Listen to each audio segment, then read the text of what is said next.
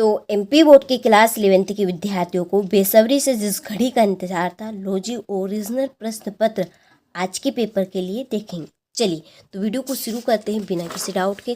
देखिए यहाँ पर मैंने पहले से ही फिल कर दिए क्योंकि टाइम बहुत ही कम है और एकदम ओरिजिनल प्रश्न है। ठीक है, आपको परीक्षा हाल में जाने से पहले सारे ही प्रश्नों को एक बार जरूर रीड कर लेना है और एक झलक देखकर जरूर जाना है। ठीक है, चलिए पहला प्रश्न है कि कीलाकार लिपि का संबंध किस सभ्यता से है? इसका आंसर है मेसोपोटामिया की सभ्यता से। दूसरा है रोम में प्रेसिपेंट की स्थापना कब हुई थी? इसका आंसर है 1400। तीसरा है कुबलाई खान कौन था? जो कुबलाई खान था वो कौन था? तो वो था चंगेज खान का पोता। चौथा है मार्टिन लूथर कौन थे? इसका आंसर है एक महान धर्म सुधारक। पांचवा है ऑस्ट्रेलिया के आदि मानव किस नाम से जाना जाता था? इसका आंसर बाराइट रहेगा। छठा है मेजी सरकार किससे संबंधित है? इसका आंसर है जापान से। ठीक है, चलिए ये आपके इंग्लिश मीडियम वालों के लिए देखिए फिल आपके भी कर दिए, ओरिजिनल प्रश्न है, कंप्लीट करके एक बार जरूर जाइएगा। हूबहू आपको परीक्षा हाल में यही देखने को मिलेंगे। ठीक है, चलिए हम्मुराबी खालिस्तान का प्रमुख शासक था बेबीलोन का। दूसरा है कि चंगेज खान का प्रारंभिक नाम खालिस्तान था तेमुजिन। तीसरा है मंगोल सेना की सबसे बड़ी सैन्य इकाई को खालिस्तान कहा जाता है तुमुन।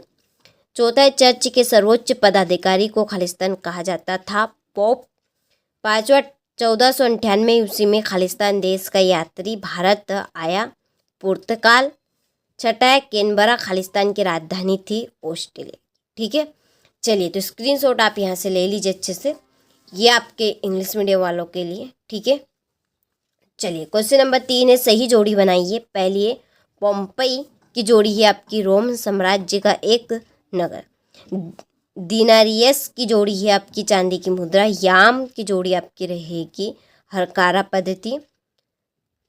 इसके बाद में चौथे की जो जोड़ी है वो है बेलनाकार मानचित्र। पांचवे की जोड़ी यूटोपिया।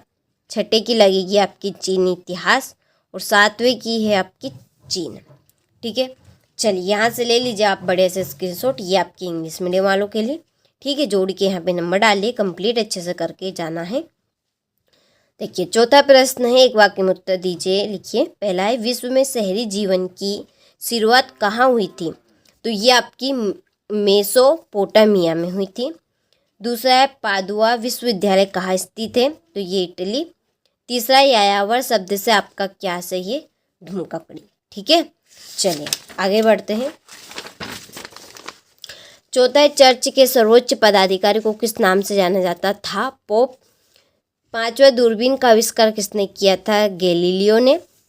आयरन लेड किस देश का उपनिवेश था? तो ये आपका इंग्लैंड। और सातवां पिकिंग विश्वविद्यालय की स्थापना कब हुई थी? तो ये 1902 में हुई थी। ठीक है, चलिए यहाँ से ले लीजिए, ये आपके इंग्लिश मीडियम वालों के लिए ले लिया। चलिए सत्य सत्य आपको कंप्लीट कर लेने हैं, पढ़ लेने हैं। ठीक है, क्योंकि टाइम बहुत ही कम है। छठा प्रश्न है मेसोपोटामिया की भौगोलिक स्थिति आपको बतानी है। सातवां क्यूनिफार्म का अर्थ आपको बताना है। आठवां रोमन साम्राज्य ऑगस्टम के शासनकाल की प्रमुख विशेषताओं को स्पष्ट करना है। मंगोलों के जनजाति कबीलाई समाज की कुछ विशेषताएं लिखनी है। समानता व्यवस्था में सर्प कौन थे? मार्टिन लूथर कौन थे? उन्होंने क्या किया? ठीक है, यहाँ से स्क्रीनशॉट ले लीजिए आप जल्दी से और सारे ही प्रश्न को आप कंप्लीट करके जरूर जाइएगा। और देखिए परीक्षा हाल में जाने से पहले एक नज़र आपको सारे ही प्रश्नों पे डाल देनी है। और देखिए आप अभी तक हमारी एप्लीकेशन के साथ नहीं जुड़े तो जुड़ जाइए, मौका भी है। जिन बच्चों ने हमारे राजनीति के पेपर के लिए PDF ली थी वो पूरे ही क्वेश्चन राजनीति के करके आए थे। इसी तरह से कुछ बच्चों ने इतिहास की भी ली है। देखिए पूरे ही प्रश्न आपके आते हैं। आप भी यदि वास्तव में अभी भी लेना चाहते हैं तो ले सकते हैं। डिस्क्रिप्शन में हमने आपको नंबर दिए, उन पर कॉल आप जरूर कर लीजिए। ठीक है, तो ये है आपका लास्ट आखिरी प्रश्न। विश्व के राजनीतिक मानचित्र में निम्नलिखित क्षेत्रों में से कोई 4 क्षेत्रों के नाम आपको बताने हैं, दर्शाने हैं। ब्रिटेन, जर्मनी, स्वीडन, इटली, दक्षिण कोरिया। ठीक है, चलिए ये इसका अथवा रहा। तो आपने सारे ही प्रश्नों का अच्छे से स्क्रीनशॉट ले लिया होगा। तो देखिए आपको सारे ही प्रश्नों को एक झलक जरूर डाल के जाना है परीक्षा हाल में जाने से पहले। तो सारे ही आपके ओरिजिनल प्रश्न थे जो आपको हूबहू परीक्षा हाल में देखने को मिलेंगे।